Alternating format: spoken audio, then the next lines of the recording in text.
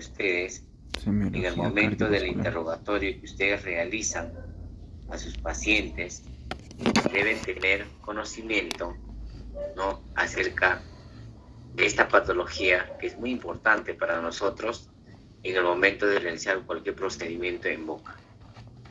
Se observa, a ver, confirmen.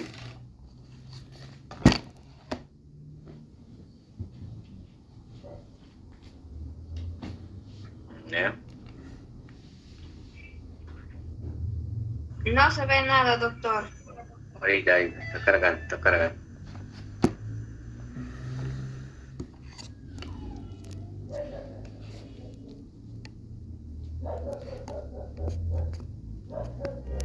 Cargando. Bien, ¿se observa? Sí, doctor. Sí, doctor. Ya, muy bien. Decía,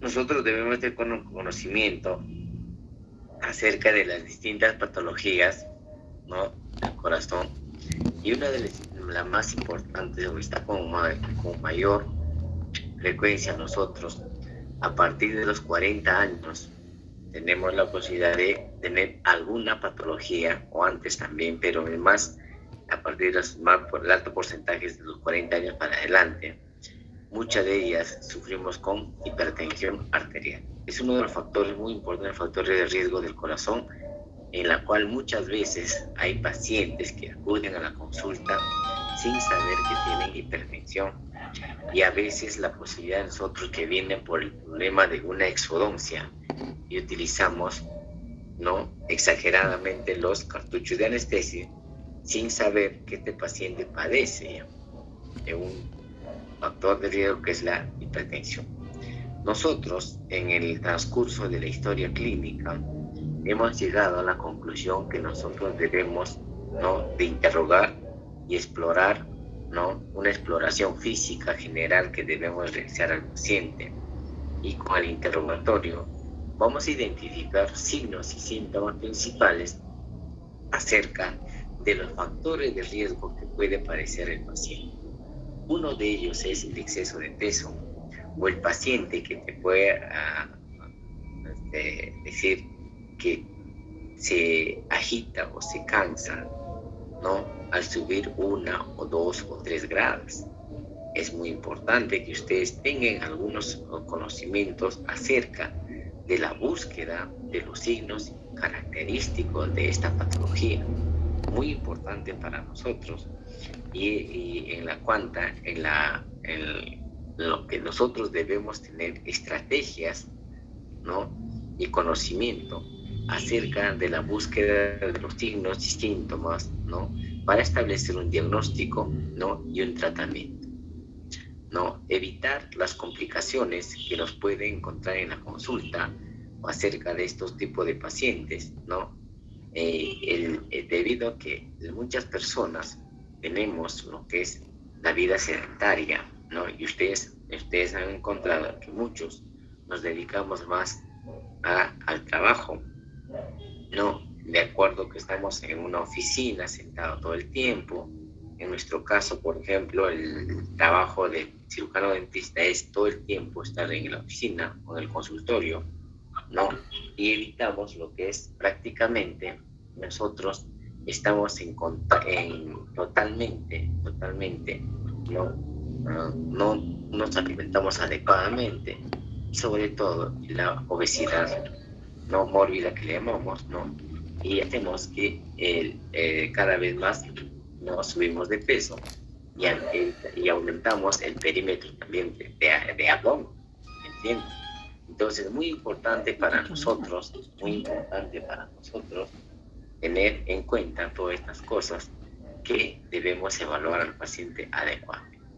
Ustedes ya tienen destreza y capacidad para evaluar al paciente realizando la endoscopía desde que hace su ingreso con esas características, y buscar algunos signos o síntomas de que el paciente puede padecer alguna patología cardiovascular, ¿no? Ustedes saben que una de ellas ¿no? Prácticamente en el momento de que el paciente puede estar reclinada en el asiento, evitar, si es posible, no sé si a ustedes se le ha, a algunos de ustedes que cuando fueron al dentista fueron, entonces, ¿qué sucede? A veces, muchas de nosotros no queremos prácticamente recostarnos, ¿no?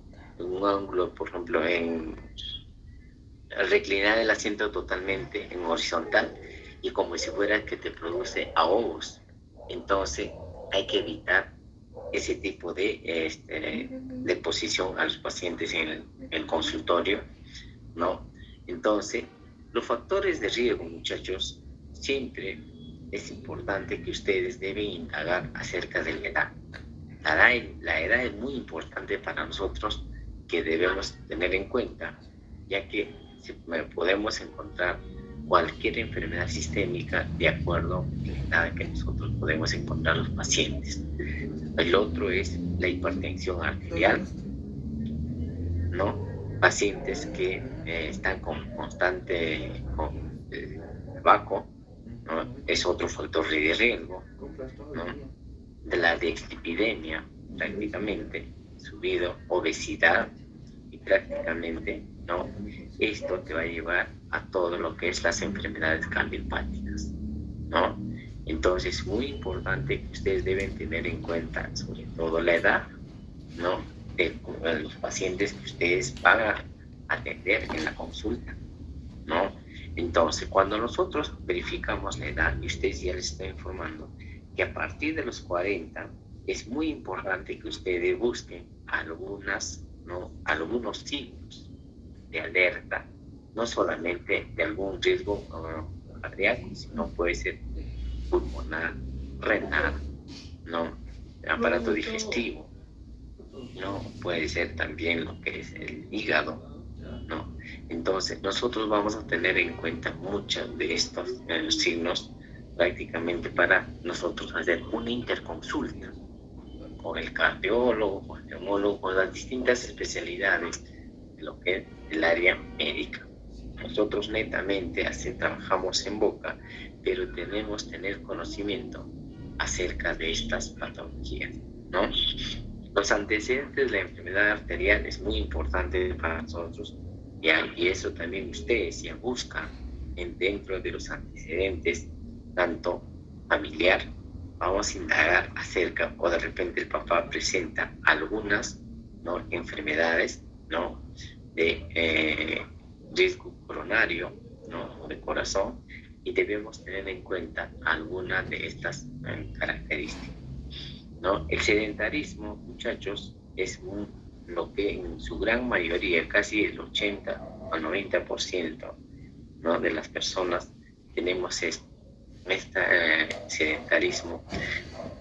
Muchas veces de nosotros no hacemos ningún ejercicio durante el día. Lo que hacemos es trabajar, comer y dormir. Esa es nuestra vida rutinaria. Serán pocos los que tienen algún ejercicio de media hora o de una hora, exagerando, pero en su gran mayoría las personas no tenemos ese hábito de hacer ejercicios. Todo es lo que es estar sentado. Por eso nosotros que subimos de peso, no comemos y dormimos. Es la gran realidad de toda la mayoría. Entonces, eso vamos a entender lo que es en el momento de hacer la búsqueda de los signos y síntomas de la patología. ¿Cuáles son los signos principales en los cuales nosotros debemos tener en cuenta en el momento de que nosotros vamos a evaluar a un paciente o el paciente acude por un problema dentario, ¿no? Ustedes, ¿no? Las clásicas, vamos a tener, el paciente puede manifestar un dolor precordial o a nivel torácico, no en el momento, sino ustedes tienen que hacer la búsqueda, no hacia atrás, ¿me entienden? Preguntarle al paciente, una de las que te va a llamar la atención, el paciente puede ser subido, ¿no? Exceso de peso. La talla me va a demostrar, el peso me determina. Entonces yo hago lo que es la búsqueda, ¿no? Entonces el detalle es que ustedes tienen que indagar acerca de las patologías o los signos patológicos que puede presentar este paciente, ¿no? Entonces el otro es, ¿no? Disnea, ¿no? Dificultad para respirar.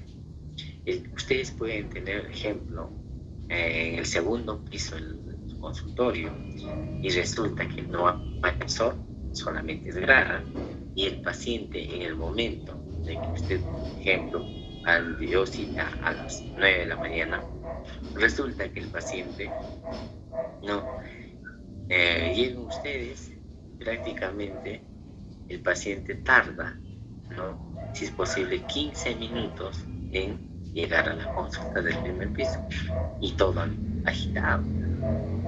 Entonces, ustedes ya están viendo ahí que a este paciente debe tener algo, entonces ya se dificulta para respirar. Y de repente está que se coge lo que es el dolor, tocándose el pecho. Y son signos de alarma que ustedes deben tener en cuenta. Bien. Otro, edema de miembros inferiores como superiores. Es otro signo característico. Doctor, pero yo no veo miembros inferior ni superior. ¿Entienden? No observo, sí, claro, pero el detalle que ustedes, ¿no? ¿Qué te va a determinar lo que es esto? El dolor precordial y el disnea. Entonces, y subido de peso, te va a llamar la atención de que este paciente puede presentar alguna patología con referente a lo que es el corazón. Entonces, cuando nosotros verificamos el 5 es un desmayo que realmente el paciente puede padecer, pero los signos principales acá, lo que ustedes deben tener en cuenta es el dolor precordial o torácico y la dificultad para respirar.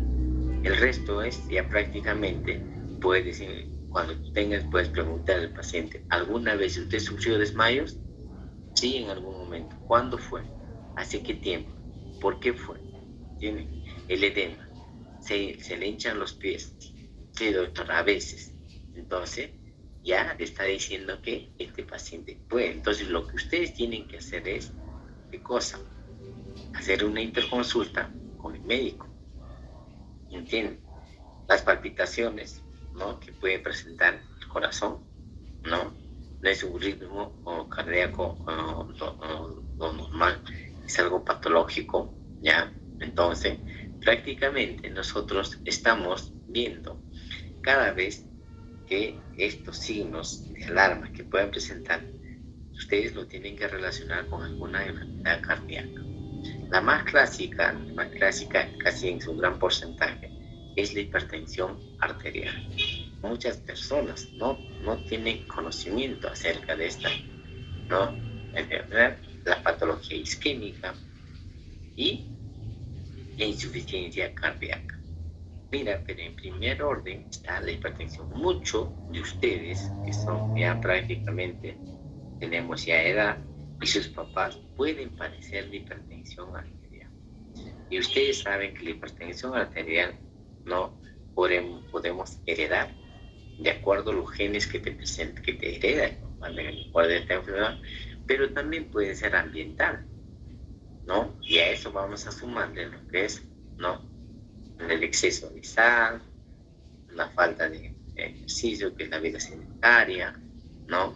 Entonces, nosotros debemos tener en cuenta a qué se dedica, sobre todo el paciente, como ahí en la historia clínica dice, ¿no? Ocupación, ¿no? Ocupación.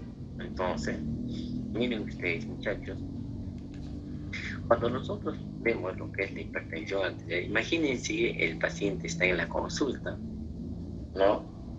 Tiene estos dificultad para respirar, o en el transcurso te dice, pero ¿por qué será cada vez que yo me levanto bruscamente, observo como luces, ¿no? O tengo dolor de cabeza, tengo mareos, ¿no? Entonces, ustedes ya lo van relacionando con la hipertensión arterial. ¿Usted alguna vez se ha controlado la presión arterial? No, doctor, nunca. A ver, vamos a hacer, antes de hacer el procedimiento, hay que tomarle la presión arterial. Ustedes tienen que indagar, muchachos, porque es muy importante que ustedes conozcan, ¿no? Determinar la presión arterial de este paciente, ¿no? Porque es muy importante. Ustedes las funciones vitales también lo hacen en el anexo de clínico, ¿no? Que es en la electroscopía, ustedes hacen pulso, presión arterial, temperatura, ¿no? Ustedes están haciendo, ¿entienden? Durante el tratamiento evitar el cambio brusco de posición, lo que les decía al inicio, ¿no? Hay personas que están reclinadas en un ángulo de 90 grados o 120 y de un momento a otro, ¿no? Por la comodidad de repente del profesional, ¿no? Haces que reclines totalmente la unidad dental, la silla, y que el paciente se desespera, ¿entiendes? Se desespera, entonces es como si fuera que le falta aire, ¿entiendes? Entonces eso hay que evitar, entonces, en el momento de hacer todas estas cosas, ¿ya? Prescribir ansiolítico antes del tratamiento en algunos casos pacientes ansiosos, en algunos casos, no en todos, en algunos. Lo que uno adquiere es que el paciente, ¿no? Que el paciente venga a la consulta totalmente. Buenos días, ¿cómo están? De que el paciente venga a la consulta totalmente tranquilo, ¿me entiende? Tranquilo, totalmente relajado. Esos pacientes ansiosos deben ustedes evitar. El paciente debe tranquilizar. ¿Sabes qué, señor? Señor, tranquilice, acá nadie está apurado, tranquilo. Entonces, ¿qué ustedes tienen que hacer? Tranquilizarlo al paciente. Ustedes deben realizar una buena técnica de anestesia. ¿Entienden? Todo paciente controlado, ustedes pueden realizar el tratamiento con el uso del anestésico. Las que trabajamos es la lidocaína, ¿no? Para eso ustedes tienen hipertensión, no, doctor, nunca, pero resulta que ustedes hacen la evaluación, ¿no? Y el paciente está con un dolor intenso, por ejemplo, cada vez más, ¿ok? Listo, suficiente. ¿Ya? Entonces, el paciente que llega a realizar, tranquilizarlo, ustedes, en el momento de hacer o estar interrogando, de repente el paciente está totalmente con un dolor intenso, ya, está bien, está intenso, con un intenso dolor, lo que ustedes tienen que hacer al inicio, antes, ¿no? De estar interrogando, a veces el paciente, ¿no? Por el problema del dolor se encuentra ansioso. Lo que ustedes tienen que hacer es calmar ese dolor, ¿verdad? Al calmar ese dolor, lo tranquilizan prácticamente, ¿no? Porque hacen un tratamiento de urgencia, relajando, y ahí recién puedes, ¿no? Hacer toda la búsqueda del interrogatorio que ustedes quieren lograr, ¿no? Para eso, ¿no? En el momento que ya nosotros hacemos el procedimiento, debemos tener una buena técnica de anestesia. Ustedes deben tener conocimiento a qué nervio están bloqueando, cuál es ese nervio que ustedes cuál es el diente que ustedes van a trabajar y qué nervios van a bloquear. Y ustedes deben tener la técnica indicada, sea troncular o sea infiltrativa, sea una intraseptal, ¿no? Entonces, ustedes tienen que ver qué técnica van a utilizar para hacer el procedimiento. O de repente dicen, no, entonces yo hago una técnica que es la papilar y ya, ¿no? O de repente otro dice, no, entonces yo de frente, ¿no? Como ya tienes posición, yo me voy a un intrapulpar, que es doloroso. ¿Entienden? Entonces, ustedes tienen que ver qué técnica van a emplear para hacer ese procedimiento. ¿Bien? De repente tiene una fractura de la corona del diente y está cada vez más, no, hasta que incluso en el momento de que la lengua rosa se mueve y causa dolor. Entonces, de repente, ahí sí puedes empieza la técnica papilar. Entonces, le hace el examen de ese fragmento del bien. Ustedes tienen, por eso les digo, ustedes tienen que observar primero cuál es lo que ustedes van a hacer, qué tratamiento van a hacer, qué procedimiento van a hacer en el paciente. Y sobre todo, como les estoy haciendo el comentario, el paciente se vuelve ansioso, ¿no? Y ustedes tienen que calmar esa ansiedad. Miren ustedes, muchachos, esto debemos tener en cuenta siempre, ¿no? La presión sistólica es prácticamente 120 milímetros por mercurio y la diastólica es, ¿no? De 80 milímetros por mercurio. Una hipertensión ya llega entre 120 a 139, ¿no? Y la diastólica entre 80 a 89. Pero cuando ya empiezan a variar, sobrepasa los 140, ¿no? La sistólica y llega a 90 la diastólica. Ahí ya estamos viendo que este paciente ya sufre de hipertensión. A veces incrementa. Si va incrementando, ¿no? Puede llegar hasta 159 o 99 o en algunos casos pasa ya, prácticamente llega a 100 o 160. Entonces, ustedes tienen que en el momento cuando encuentran algún signo de alarma, lo que ustedes, ¿no? Tienen que decir a su asistente o a la secretaria con quien ustedes trabajan, decirlo, o si no lo tienen, ustedes tienen que tener, ¿no? Realizar una toma de presión arterial. Y así evitar algunas complicaciones, ya que estos pacientes ansiosos pueden llegar incluso hasta emergencia del hospital. Entonces ustedes tienen que tener bastante en cuenta con qué tipo de pacientes están tratando, ¿no? Es muy importante para nosotros prácticamente, ¿no? En la cual nosotros debemos ver, ¿no? Sobre todo cuando yo atiendo pacientes hipertensos, yo debo preguntar si es controlado o no es controlado. No, doctor, no sé si yo tengo. Entonces, yo les sugiero que ustedes tomen la presión arterial en el momento antes de hacer una exodoncia, ¿no? Entonces, ¿cuántos años tiene? 55, 60 años. ¿Algún antecedente de papá o mamá? No, doctor, ninguno. Entonces, ¿sus papás vivos? No, ya falleció. ¿De qué falleció? Entonces, ahí te van a decir, no, mi papá creo, doctor, murió estaba enfermo tenía presión alta. Y recuerden ustedes, la hipertensión te va a afectar lo que es, ¿no? Problemas coronarios, como también cerebral, los famosos ACV, ¿no? Entonces, es muy importante que nosotros realicemos en el momento de que el paciente está sentado. Nadie tiene lo que es la prisa de atender a un paciente y de realizarle la exodoncia, ¿no? En unos minutos que está en la consulta. De repente tienes en la consulta 5 pacientes o 6 pacientes que te están esperando, pero sé prudente y sé bastante minucioso en la atención de los pacientes. Cuando ya recuerden eso, ¿no?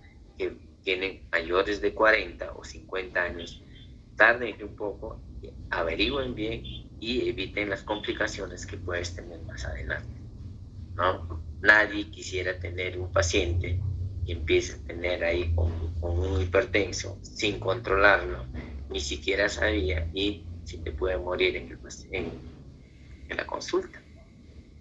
O te puede dar algún síncope y resulta que por problema cardíaco y la desesperación del profesional que va a tener si no tiene todos lo que es oxígeno y la familia como viene. Otro problema es la cardiopatía isquémica, ¿no? ¿Qué aspectos clínicos nosotros debemos tener, ¿no? Con este paciente? Como ustedes ven, siempre yo tengo que averiguar el tiempo que padece la enfermedad. algunas complicaciones que haya tenido este paciente, ¿no? En el tratamiento odontológico. ¿Cuántas veces se ha hecho la exodoncia? Si tuvo alguna hemorragia, tuvo alguna complicación, ¿no? Es muy importante que ustedes, a ver, imagínense que el paciente no tiene ningún diente con el realizado la exodoncia. Es su primera vez. Averigüen eso. Otro que viene a la consulta prácticamente con 2 o 3 dientes nada más en boca.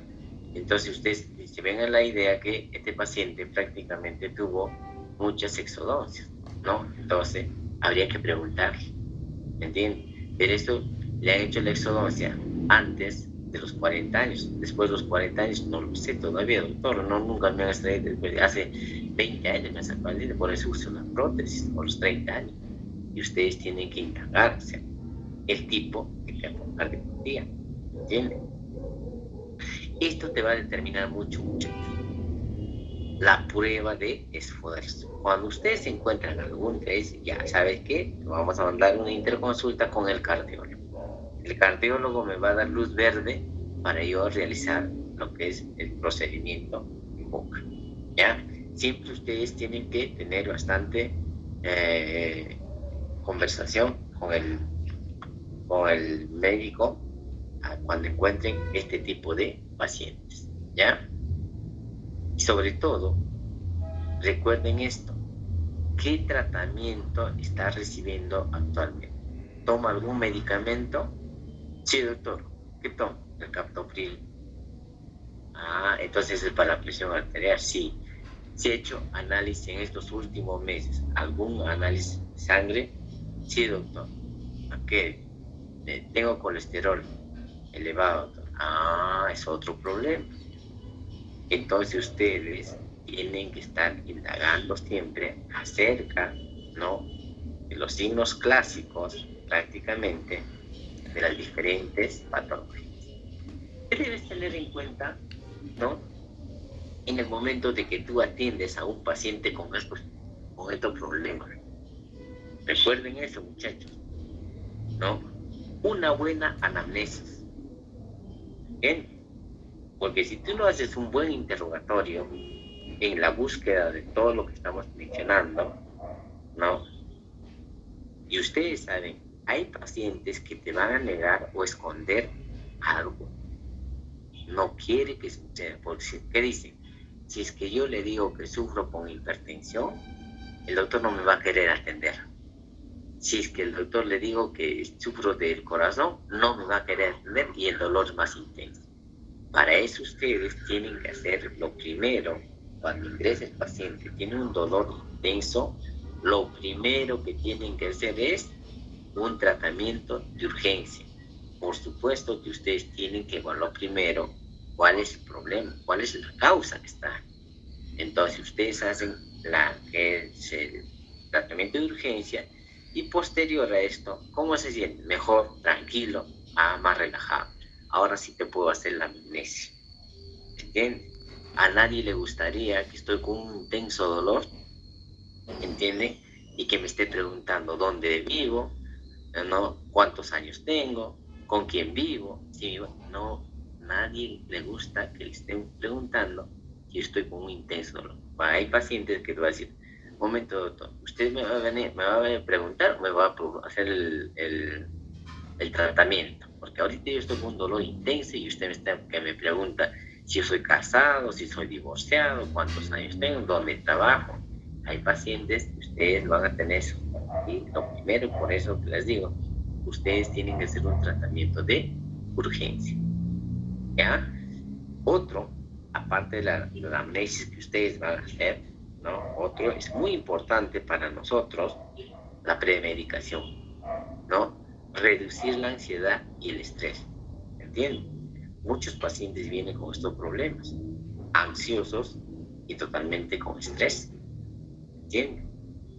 Eso hay que calmarle, ¿no? Si el paciente, como les decía, viene con un dolor, ¿cómo está? Ansioso. ¿Entiendes? Está que camina para aquí, para allá, que esto, que el otro.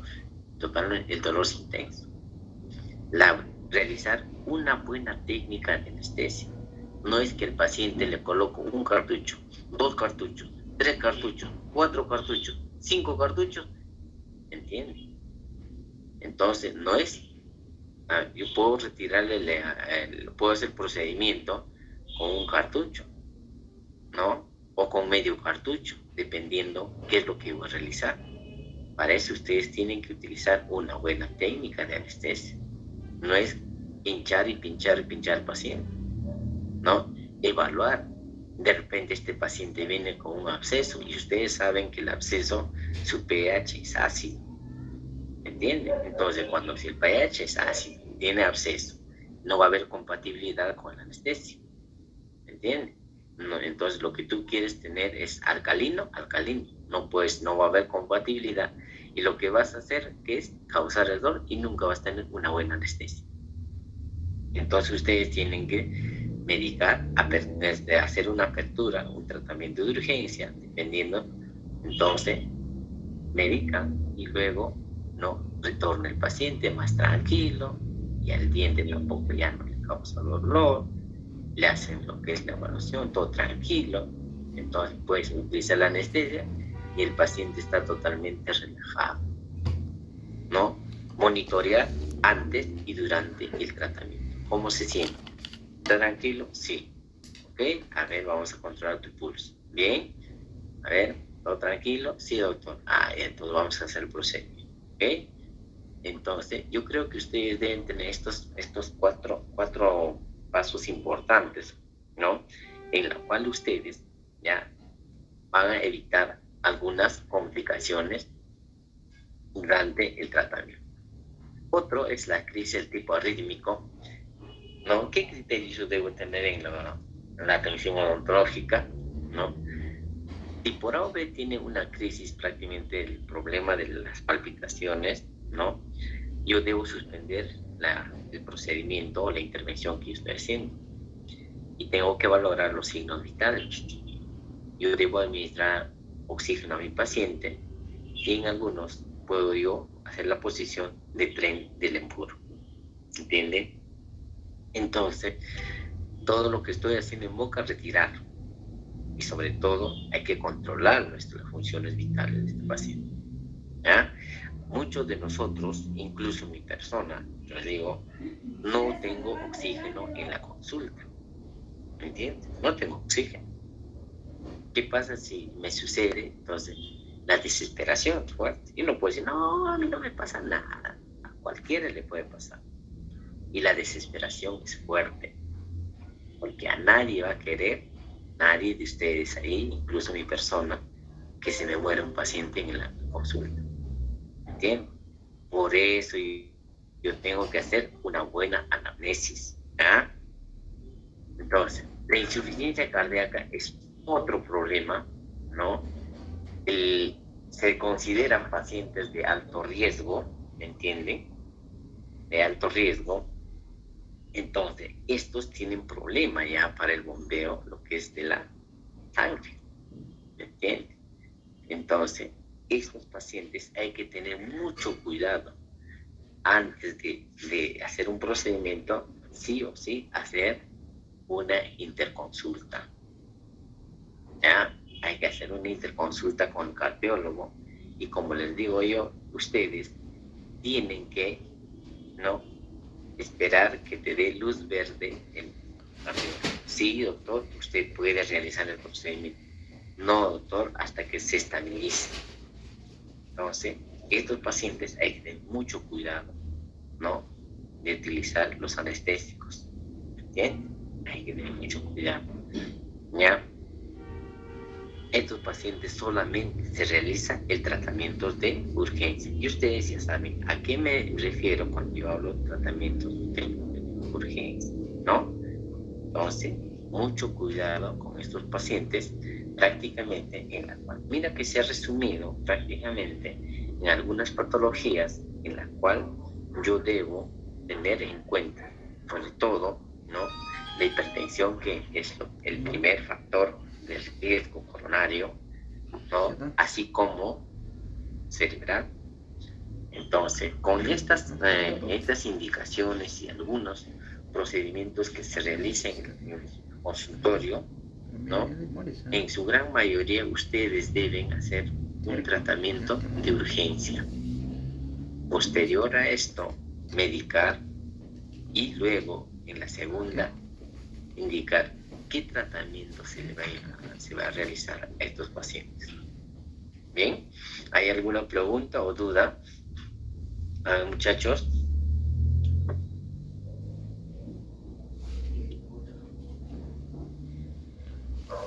9 años. A la hora de realizarle su historia clínica y todo, bueno, o sea, ella misma te dice, ¿no? Que tengo estrés. Y pues, o sea, uno sabe que es el estrés y cuando, bueno, me dice, se toca su cabeza y aparece unos nudos en la cabeza. ¿Cómo? Te dice que tiene estrés. Ajá. ¿Ya? Y ella misma me dice, no, porque se revisa la cabeza y tiene unos nudos. O sea, hay uno en la cabeza, al revisar la cabeza, Ajá. has palpado una especie de nódulos endurados. Exacto. ¿Ya? Luego, sigue. Ya, y solamente, o sea, viene un poco cabizbaja, ¿no? O sea, con estrés. Y yo le decía, pues, porque se estresa bastante, o sea, ya como tiene 49 años, yo me imagino que... Pero le has preguntado ese crecimiento o esos nódulos que le has tocado en la cabeza, ¿cuánto tiempo lo tiene? O sea, a mí me dice que está tranquila cuando se va a otro lugar, o sea, se siente relajada, ¿no? Pero cuando vuelve acá a la ciudad, o sea, se estresa, ¿no? Ella tiene un hijo y pues su hijita está en el colegio y pues siempre, ¿no? Cuando son hijos únicos... ¿Pero tú lo has evaluado? O sea, quería hacer una evaluación, bueno, quería hacer su historia clínica. No, es que tú tienes que evaluarla, porque nunca se confíen de que el paciente, yo tengo tal cosa, a mí me sale tal cosa. Olvídense. Para que tú confirmes lo que el paciente te está diciendo, tú tienes que evaluar. Imagínate, no sería dable. Te llaman por teléfono y te dicen, doctora, ¿sabes qué? Tengo un dolor. ¿Dónde? A nivel del oído. ¿Y desde cuándo está? Cada vez que yo muerdo a ese nivel, doctora, siento el dolor a nivel del oído. ¿Ah, sí? Sí. ¿Y qué más? Solamente cuando yo empiezo a masticar. Entonces, prácticamente a ti te está informando, pero tú no estás evaluando. Una cosa es que te informa y otra cosa es evaluar. Por eso cuando ustedes realicen lo que es la anamnesis, ¿me entienden? Cuando ustedes realicen la anamnesis, ustedes primero interrogan. Y lo que te dijo el paciente recién confirman con un examen, ¿no? Regional. Y ustedes saben que el examen regional es examen no extra e intraoral. Y ustedes confirman todo lo que te dijo el paciente. Confirman. De repente tampoco no es. Que con ustedes, como están haciendo evaluación, ustedes están confirmando lo que te dijo el paciente. Tendrías que evaluarle si por ave esos nódulos que estás encontrando, qué características tienen, si es endurado, en el momento que tú tocas, de repente le causa dolor, cuánto tiempo tiene. Entonces solicitarías una radiografía para confirmar qué es lo que está pasando con el paciente. ¿Me entienden? Es muy importante que ustedes aprendan a hacer semiología. ¿Qué cosa es semiología? ¿Qué cosa es la semiología? Ninguno. Interpretación de signos y síntomas. Es la búsqueda de los signos o estudio de los signos y síntomas de unas enfermedades. Bien. Y si nosotros sabremos hacer semiología, vamos a cualquier enfermedad que tenga relación con lo que es con una enfermedad sistémica, ¿no? Ustedes saben que vamos a tener bastante cuidado en el momento de que atendamos a algún paciente con algunas enfermedades sistémicas. Es muy importante para nosotros tener eso en cuenta. Cada vez que yo atiendo a un paciente, aparentemente sano, pero ustedes no están viendo qué tiene por dentro. Muchos de nosotros sufrimos de gastritis.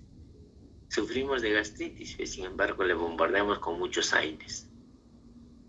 Sufrimos del hígado, resulta que le damos antibióticos o analgésicos que prácticamente se metabolizan por el hígado. Sufrimos del riñón, pero igual le damos medicamentos que se excretan por riñón, causándole más daño. Te calma lo que es el dolor, pero te está afectando otros órganos. Entonces es importante que ustedes hagan semiología. ¿Me entienden?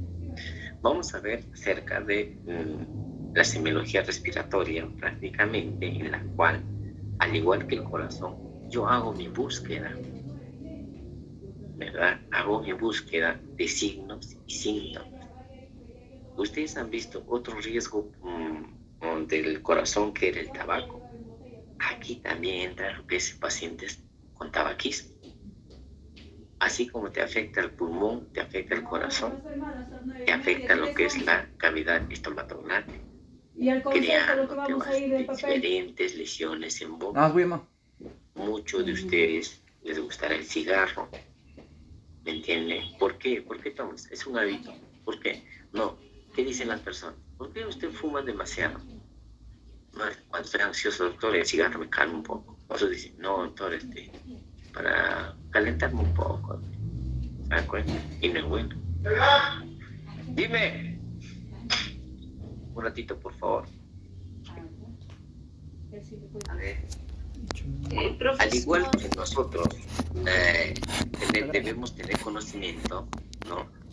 Los valores normales de la frecuencia respiratoria. ¿Entiendes? En esto tenemos lo que es en el recién nacido, el preescolar, y lo que trabajamos mucho nosotros, adulto y tercera edad, ¿cierto? Algunos de ustedes les gusta lo que les va a gustar la odontopediatría, y en eso van a trabajar esto. O sea, cuando nosotros trabajamos odontopediatría y odontología del adulto, prácticamente tenemos que tener en cuenta cuál es esta frecuencia que debemos tener. Miren, de un recién nacido de 40 a 60 revoluciones por minuto, en un preescolar de 40 a 35, en un adulto de 12 a 20, y en una persona de tercera edad de 12 a 16. Y dentro de esta taquipnea y bradipnea, aumento y disminución, ¿no? Entonces nosotros debemos tener en cuenta estos valores, ¿me entienden? Ustedes, a veces la mente es frágil, de repente no recuerdan adecuadamente, pero ustedes deben tenerle en su escritorio registrados los valores de las funciones vitales para evitar todo eso contratiempo, ¿entienden? Entonces, esto es la recomendación que yo les puedo dar. Una tablita, hacen cuál es el valor normal de la frecuencia respiratoria, cuál es el valor normal de la presión arterial, del pulso y la temperatura, y estar ahí como una tablita para que ustedes recuerden, ¿no? En esto puede ver apnea, ausencia de la respiración, y disnea, al igual que el problema cardíaco, puede ver dificultad para respiración, ¿no? Entonces la disnea y el apnea prácticamente puede ver en estos pacientes, ¿no? Miren ustedes, ¿cuáles son las enfermedades a lo que nosotros debemos tener en cuenta? Uno de ellos es el asma bronquial, ¿no? Mucho, ¿no? Al igual que en la costa y en la sierra hay asma, ¿no? El asma bronquial prácticamente, ¿no? Es clásico en los pacientes, ¿no? De la costa, ¿no? Y lo que muchas veces en estos pacientes, ¿no? El paciente duerme ya prácticamente no recostado, sino sentado, ¿entiendes? Sentado duerme, y tienen que estar con las tabletas broncodilatadores, o en algunos casos, cuando es excesivo, ya están con lo que es con los sprays, el famoso salbutamol, ¿no? Hay pacientes, algunos, con una bronquitis crónica, con alguna neumonía, fibrosis quística, la enfermedad pulmonar obstructiva crónica y algunos con TBC. ¿Se dan cuenta? Entonces, esto vamos a tener en cuenta cuando nosotros atendamos pacientes de este tipo, ¿ya? Entonces, el asma bronquial, muchachos, al igual que todas las patologías, debemos identificar, ¿no?, con la historia clínica. Verificar, ¿no?, si este paciente padece, ¿no?, de alguna patología bronquial. ¿Entiendes? Si alguna vez le dio una crisis asmática, ¿no?, qué tipo de medicamentos se está administrando. Y como igual, al igual que pacientes con lo que es como enfermedad coronaria, ¿no?, evitar la ansiedad. Estos pacientes hay que evitar que estén ansiosos. Debe usar su broncodilatador antes del tratamiento, ¿no? Entonces, en el momento, imagínense que el paciente es asmático y se olvidó el broncodilatador. No puede realizar el tratamiento. Le da su crisis asmática, ¿qué hace? ¿Entienden? Entonces, hay que indagar en la búsqueda, ¿no?, de los signos y síntomas. Yo les comento porque el asma, yo retorno a Huancayo, ¿por qué? Porque en el año 99 a mí me diagnosticaron asma bronquial. Yo dormía sentado. En el día totalmente hacía todas mis cosas, tranquilito. Cuando llegaba a la casa, eso de las 8 ya empezaban los ahogos que yo tenía. Y el médico que me dijo, ¿sabes qué? Tienes que ir al lugar más seco. Como yo soy de Huancayo, entonces, ¿sabes qué? Retorna a tu lugar de origen y ahí te vas a sanar. Y en realidad, regresé a Huancayo, ¿no?, después de prácticamente ya estoy haciendo mi vida por Lima, retorno acá con estos problemas. Los primeros días me empezó a afectar acá, paraba con el salbutamol, poco a poco empecé a hacer ejercicios, ¿no? Evité lo que es los chocolates, evité lo que es el polvo, los peluches en casa, no debe ver nada, ¿no? Entonces, prácticamente evité lo que es las bebidas frías, ¿no?, y los alimentos fríos no consumía. Y gracias a Dios me sané. Hoy en día yo retorno a Lima, no tengo problemas, estoy feliz de la vida, pero me curé del asma bronquial. Pero el asma de la sierra es otro problema, ¿me entiendes? El asma de la sierra es otro problema. Entonces a esos pacientes también hay que indicarle todo lo que les acabo de mencionar. Entonces, muchos de estos, cuando están en la consulta, hay que calmarlos, muchachos, ¿no? Está el paciente de esta manera, la clásica, como sufren los ahogos, están que se golpean el pecho, y esto te da una luz verde, por ejemplo. Si el asma bronquial están que se dan ahogos, ¿no?, y ustedes han visto que el paciente puede estar que se agarra el pecho por un dolor precordial, lo que hemos visto en cardiopático, ¿entienden? Entonces hay que diferenciar. Y una de las características, mira, ya, en el momento de que el paciente de repente empieza a silbarle el pecho, se llama sibilancias, dificultad para respirar, opresión torácica. Uno es opresión, el otro es dolor. ¿Entiendes? ¿Cuál es la diferencia? En una enfermedad cardiopática, ¿tendrá sibilancia? No. ¿Tendrá disnea? Sí, en ambos. Opresión torácica no tiene. Dolor torácico, sí. Tos, problema pulmonar, en un corazón no tiene tos. Mira cómo se está viendo las diferencias. Entonces, muchas veces nosotros no evitamos esto, ¿no? El paciente está con estas características y nosotros nos está dando prácticamente luz verde para que evitemos alguna crisis asmática que te pueda presentar.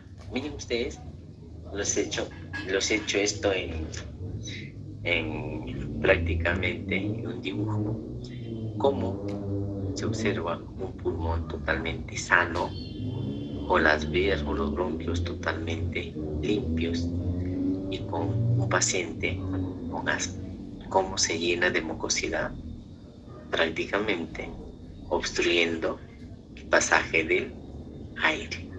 ¿Se dan cuenta? Entonces, esto hay que tener en cuenta bastante, ¿no?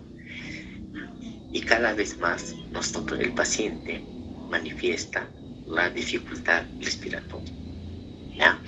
Entonces, cuando ustedes encuentran algunos pacientes con manifestaciones clínicas características, es la tos. ¿Por cuánto tiempo tienes? Una cosa es, ¿no?, una tos por más de 15 días, yo puedo relacionar con TBC. Una tos, por ejemplo, yo puedo resfrío, que está por 1 o 2 días, o inflamación de las amígdalas, que también les causa tos. Entonces, incluso ahora está lo que es la enfermedad de COVID, también te produce tos. Dan cuenta, hay que ver y relacionar prácticamente con quién nosotros, qué tipo de paciente o qué patología está presentando. Y esto se incrementa la tos, lo clásico, la sibilancia que tiene el paciente, la disnea, dificultad, está que prácticamente le falta un poco de aire, y la opresión torácica.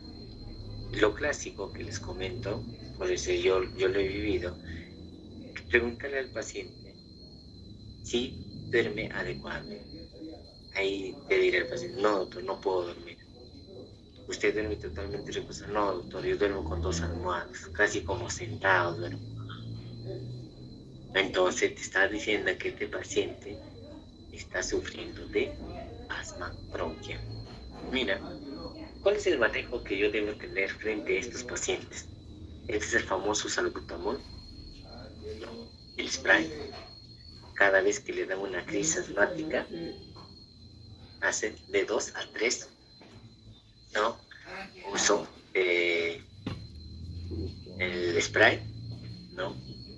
Debemos tener nosotros, ¿no?, estabilizar el proceso asmático, ¿no? Otro, la frecuencia de la crisis, ¿no?, y el número que ha entrado al hospital en estos últimos años. ¿Cuántas veces te dio tu crisis médica? No, nunca. Muy bien. ¿Cuántas veces fuiste al hospital? Tampoco, doctor, nunca. Otros te pueden decir 2 veces ingresé al hospital por una crisis asmática, ¿no? Y como todo, mira, tienes que evitar la ansiedad, traer a la consulta los famosos broncodilatadores, ¿no?, que está usando. No son corticoides prácticamente, ¿no? Y nada riesgo de candidiasis oral. La candidiasis podemos observar en otro tipo de pacientes, ¿no?, en una sustancia blanquecina. Los asmáticos, muchas veces, con el uso de broncoaspiradores, debemos estar antes del tratamiento odontológico, ¿no? Antes. Y sobre todo, deben evitar la ansiedad a estos pacientes, ¿ya? Entonces, cuando ustedes hagan o encuentren estos pacientes, lo primero que tú debes preguntar es si trajo su broncodilatador. No lo traje, doctor. Entonces retorne, señor. Después volvemos para volver a atender. No, doctor, que no puedo. Porque el problema cuando le da la crisis asmática, ¿dónde va a llegar? Al hospital. ¿Me entiendes? Entonces, ¿qué precaución o prescripción farmacológica yo debo realizar a este paciente? ¿No? Los AINES le va a dar un ataque asmático, los antihistamínicos le va a producir sequedad de boca. ¿Entiendes? Los pacientes con tratamiento con o no macrólidos y ciprofloxacinos. ¿Entiendes? Hay que evitarle lo que es, por ejemplo, los AINES. No le voy a dar AINES, entonces dale un paracetamol. El paracetamol de 1 gramo le puedes administrar para el dolor. ¿Entiendes? Entonces, Muchas veces vienen por el dolor, pero ustedes tienen que administrarle prácticamente, ¿no? Lo que es el paracetamol. Mira, ¿qué hacer frente a un ataque asmático? El paciente le da, ¿te das cuenta? Bueno, pero necesitabas dinero y hiciste el procedimiento. Y resulta que el paciente no te dijo que tenía asma, o lo escondió, que no quiso que supieras, no trajo su broncodilatador, y resulta que le da su crisis asmática. Finalizas la sesión en el momento, tiras todo lo que tenga en boca, ¿no? Mejorar la posición del paciente, lo sientas, ¿no? Si en caso tiene su broncodilatador, le tendrías que darle 3, ¿no? Sprays, prácticamente, corticoides, oxígeno. Esto ya no tenemos nosotros en la consulta. O alguien de ustedes que trabajan en las consultas tienen corticoides a la mano, ¿no? Oxígeno, no. Yo tampoco no lo tengo. Pero lo primero que debo tener es mejorar la posición, y si tienes salbutamol pueden hacer las inhalaciones. Lo resto, el corticoide endovenoso, oxígeno, yo creo que ya lo tengo que pasar a lo que es a emergencia. Inyección subcutánea con adrenalina y traslado urgente al hospital. ¿Se dan cuenta?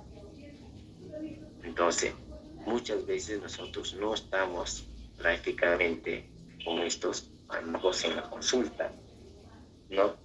Por eso, para evitar todas estas complicaciones, ustedes tienen que hacer una buena anamnesis, ¿ya?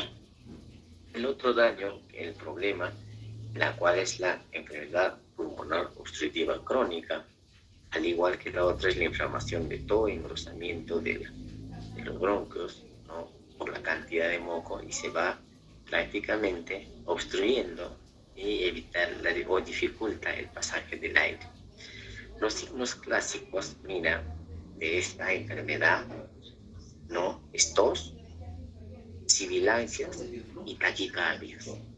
Mira cómo ya se van relacionando pulmón y corazón. ¿Se dan cuenta?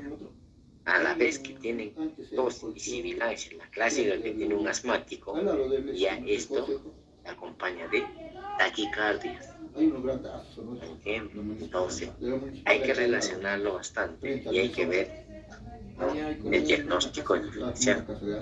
Y se va agravando, ¿no? La función respiratoria cada vez más por la obstrucción, ¿no? Del bronquios, por la cantidad de moco que presenta.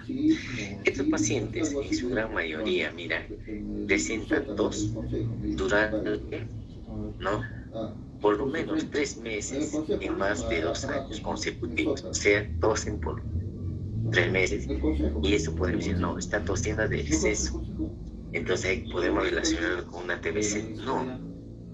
Ustedes saben que el TBC tiene disminución de apetito, baja de peso, tos por más de 15 días, ¿entienden? Entonces, esos pacientes no disminuyen de peso, pero sí tienen tos por 3 meses, ¿no? Durante, ¿no? El año o en más de 2 años consecutivos. Tosen y tosen y tosen. ¿Entienden? Miren ustedes cómo se va cada vez más obstruyendo, ¿no?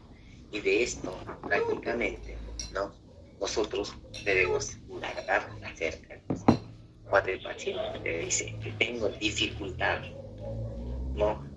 Para respirar, y ustedes ya saben que es la disnea, siempre relacionalo también, ¿no?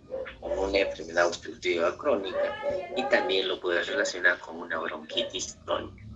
¿Cuántas veces ustedes se enferman, por ejemplo, de gripe? Me dicen 2 o 3 veces por año. Se te complica, cierto, a veces ya se empieza a poner afónico, ¿no? Después de ahí me empieza a doler el pecho, ¿no? Ya tengo como si fuera que me oprime, tengo después agitación. Mira, ya te está diciendo que este paciente cada vez más se hace, o sea, de una gripe simple se le va complicando, ¿entienden? Entonces, eso es lo que yo quiero y ustedes indaguen en el momento de antecedentes. Muchos dicen, no presenta. Mira, si ustedes dicen, ¿se enferma? No. ¿De gripe cuántas veces se enfermó usted? 2 veces. ¿Se le complicó? No, doctor, pase de frente. ¿Un médico? No, nada tampoco. Y otros dicen, no, sí, doctor, de una gripe se me complicó. Llegué al médico y me han dicho que tenía una bronquitis, ¿no? Una aguda. Y cada vez en el año, sí, ahora constante me estoy enfermando de bronquitis que me ya. ¿Cuántas veces? A veces en el año tengo 5, 6, 7 veces me he enfermado. Entonces ya cada vez está ahí, ¿no? Lo que es complemento. El enfisema, ¿no? También, miren ustedes acá, hay prácticamente, se va construyendo prácticamente al final, ¿no? De los alvéolos, se van complicando y evita también el flujo, ¿no? Prácticamente del aire. O sea, hay una distinción en los espacios aéreos de la porción distal de los bronquios. Entonces, hace que no llegue con facilidad el aire. ¿Cuáles son estos factores etiológicos prácticamente?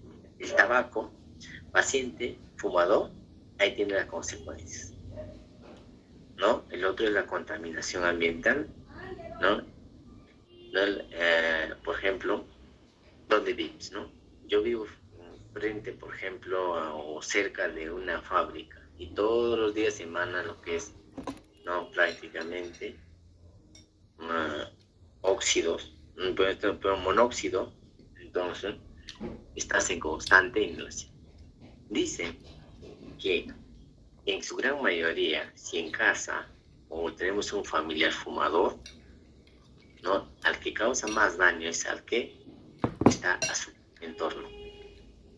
Él es el que causa más daño. Por ejemplo, el fumador, bueno, le ocasiona, lo que le ocasiona es daño, pero al que le causa más daño es al que está su compañero, ¿no? Y si el fumador, a su vez, fuma y toma bebidas alcohólicas, aún se causa más daño todavía. ¿Se dan cuenta? Entonces, mira cómo empieza a deteriorarse prácticamente el aparato respiratorio. Entonces, hay que tener mucho cuidado, no solamente el pulmón, el paciente que va, que consume el tabaco, ¿no? Cada vez más tiene lo que es muchas enfermedades en boca. Paciente que consume demasiado le da una periodontitis bárbara, como tiene los dientes amarillento. Otro signo del alma que es un fumador, el olor a tabaco. Y el otro es la leucoplasia.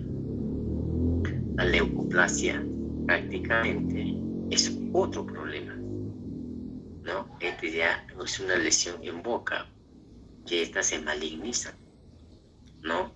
Como ya dijimos, los corticoides te van a producir candidiasis, ¿no? Que es una sustancia blanquecina. La leucoplasia también es una candidiasis, pero hiperplástica. A diferencia de la candidiasis, ¿no? La candida albicans, que produce candidiasis, ¿no?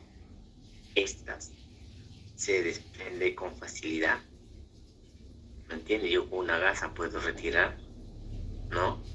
Limpieza, ¿no? Lo limpio y queda totalmente esa sustancia blanquecina, que es una tipo membrana, se retira.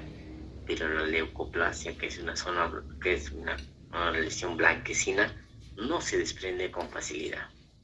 ¿Me entiendes? Ahí es la diferencia. ¿Me entiendes? Miren acá. El cigarro que te causa. Miren. Problemas en los dientes, problemas en la gingiva, problemas en la lengua, problemas en orofaringe, las famosas leucoplasias, ¿ven? ¿Se dan cuenta? Esto no se desprende con facilidad y hay que hacerle una biopsia. ¿Para qué? Para lo que es hacer, investigar acerca, ¿no? Si la lesión es maligna, ¿entiendes? Esto encontramos en piso de boca, en lengua, en carrillos, en gingiva. Y acá tenemos un tumor, ya ven. Entonces la combustión que va a generar hay quemaduras en el tejido y te ocasiona muchos problemas, ¿no? Esos pacientes que son fumadores. ¿Se dan cuenta, muchachos? ¿Ya? Miren qué importante es entonces tener conocimiento acerca de las semiologías en cuanto a las distintas enfermedades prácticamente que nosotros podemos encontrar o padecer. ¿Ya? Bien, muchachos, entonces hasta aquí viene el examen que es el día viernes. Ya tengan todas sus, prácticamente ustedes sus, como dice, el internet de sus celulares o de en casa habitual, ¿no? Porque y otra cosa, lean bien la pregunta, ya, para que ustedes puedan colocar la respuesta. En el examen que yo tengo, ¿no? Y que yo lo realizo el examen, no, mucho es como si fuera, las preguntas son casos clínicos, ¿entienden? Son casos clínicos en la cual nosotros, ¿no? Debemos tener en cuenta, ¿entiendes? Debemos tener en cuenta, ¿no? Por ejemplo, acá tengo en la diapositiva, ¿qué pautas yo debo seguir frente a la enfermedad obstructiva crónica, ¿no? Y ustedes han visto, evitar largas. Este paciente es ansioso, está desesperado, ¿no? Yo debo de realizar tratamientos sencillos y cortos. Y miren que está acá, la ansiedad. O sea, la ansiedad no es bueno para nosotros. Todo paciente que ingresa ansioso es mejor tranquilizarlos, ¿no? Por ejemplo, evitar que el paciente esté totalmente reposado, presión dental, porque le va a producir ahogos, falta de aire y se desespera. No realizar técnicas odontológicas que pueden producir ansiedad, ¿me entiendes? De repente le coloco mucha gasa en la boca, ¿me entiendes? Se desespera. O de repente le coloco yo ahí, por ejemplo, un abrebocas, se desespera, ¿me entiendes? No debo yo utilizar sedación de oxinitrósico en sus pacientes.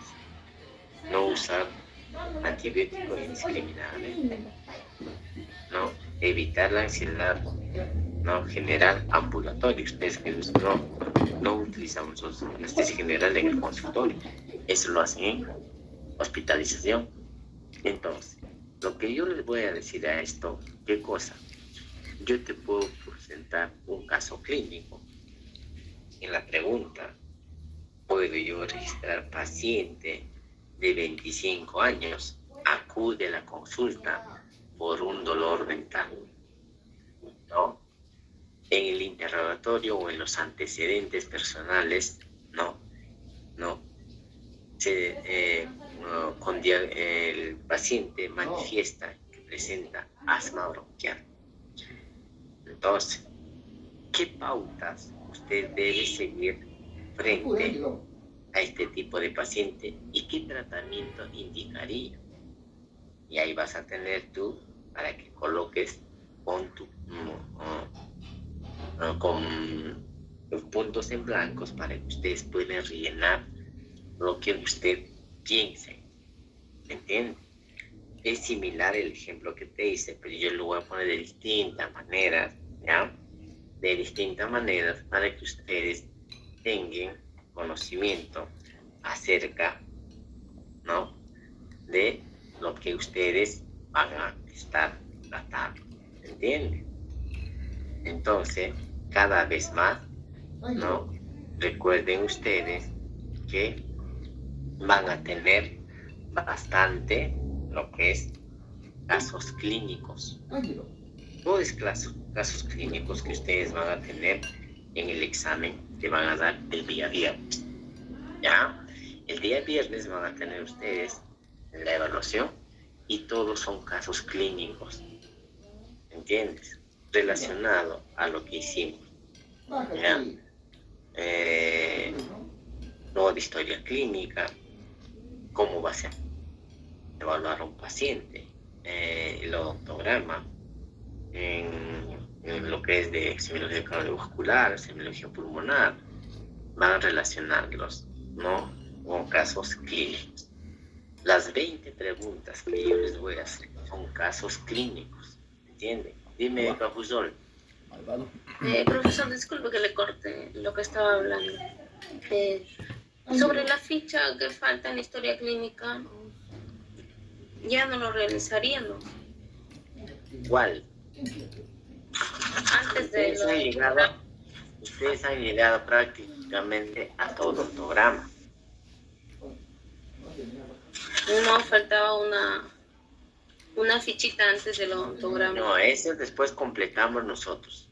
Ay, ya, doctor. Ya, lo que sea, yo les voy a revisar la historia clínica hasta prácticamente todo lo que hicimos. Todo lo que hicimos, yo voy a revisar. Lo que no hice con ustedes, no voy a revisar. ¿Cómo te voy a calificar si una cosa no lo hice?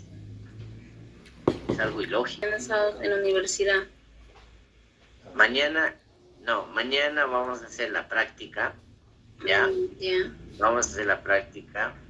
Ustedes ya tienen lo que es prácticamente el formato de odontograma, y en la cual nosotros vamos a terminar de llenar, y ustedes tienen la semana, o sea, el lunes. Ustedes no tienen clase el lunes ni el martes, ¿verdad? No. Pero Gran mayoría no tiene clase. Algunos compañeros Ya, trabajan. al delegado ya debe entregar todos sus trabajos, y el delegado me tiene que entregar todos los trabajos ya de sus compañeros. Ahora, esa es una opción. De repente, ¿no? Tenemos nosotros, al igual que mi persona, yo tengo trabajo, pero tengo yo 1 hora de refrigerio, ¿me entiende? Y Huancayo es pequeño, no es grande, entonces yo de repente lo llevo al trabajo del docente y lo entrego personalmente mis folders. Es una opción que les doy. Y los que son de fuera,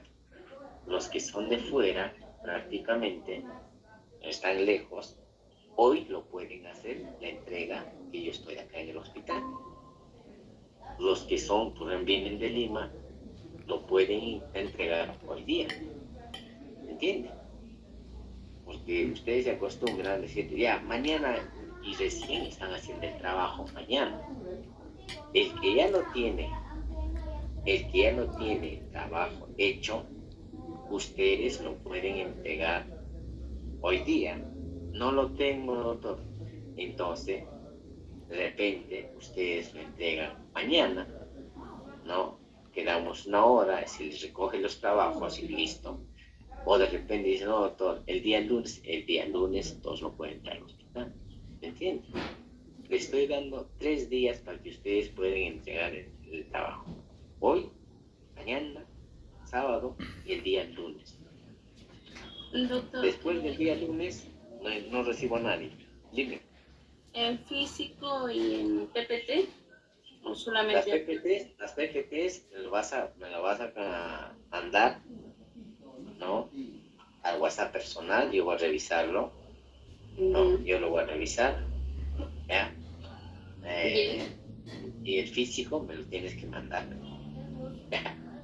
Bien, muchachos, entonces los dejo. Doctor, ¿Ya? disculpe, mañana a qué hora y dónde le tengo que entregar.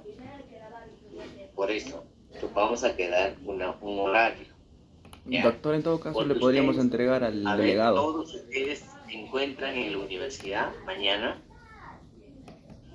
Sí, doctor. Sí, doctor, desde temprano. Ya, entonces se van a encontrar con su delegado, ¿cierto? Entonces, entregan a sus delegados que van a entregar mañana, y en el transcurso de las clases, como tenemos 7:30, yo con la delegada me pongo de acuerdo a qué hora voy a la universidad y recojo todos los trabajos. Dime. Doctor, solo Sí. historia clínica, ¿no? O los modelos también y las fotos de los modelos. Los trabajos después lo vamos a tener que realizar, ¿ya? Bien, jóvenes, tengo clases 8:40, me disculpan, ya voy a salir. Bien, muchachos, suerte en el examen, mañana nos estamos viendo, ¿ya? Bien, muchachos, hasta luego. Doctor, disculpe. Doctor. Mucho. Doctor, disculpe, ¿puede subir las clases, sus PPTs, por favor?